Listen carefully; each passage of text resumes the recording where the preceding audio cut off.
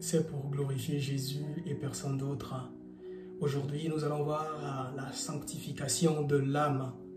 Alors, dans l'âme, nous venons d'entendre que l'âme est le centre de nos émotions. C'est dans l'âme qu'on trouve les émotions, l'intelligence, la conscience. L'âme est le siège de nos émotions. La sanctification de l'âme symbolise avoir des pensées pures ou bien avoir des émotions pures.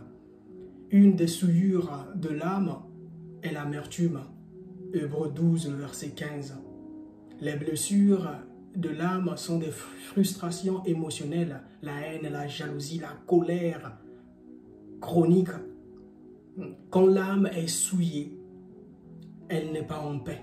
Et nous pouvons bien voir quelles sont les souillures de l'âme. On peut le lire dans Marc 7, le verset 21 à 22. Je vais lire dans Marc 7, le verset 21 à 22.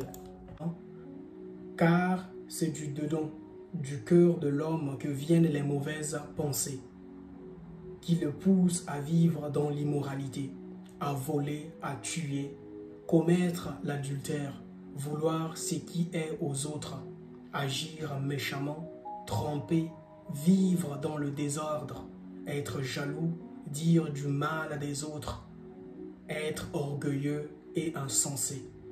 Dans Marc 7, 21 à 22, nous venons d'entendre quelles sont les souillures de l'âme. Alors, mon frère, ma soeur, si tu veux marcher dans la sanctification,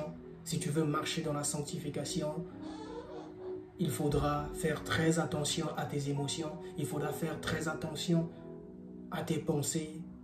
La colère chronique, on vient de le voir, la colère chronique est une souillure de l'âme. Tu ne pardonnes pas, ou bien quand on t'a fait quelque chose, tu n'aimes pas pardonner, tu dors avec la colère, tu ne marches pas dans la sanctification.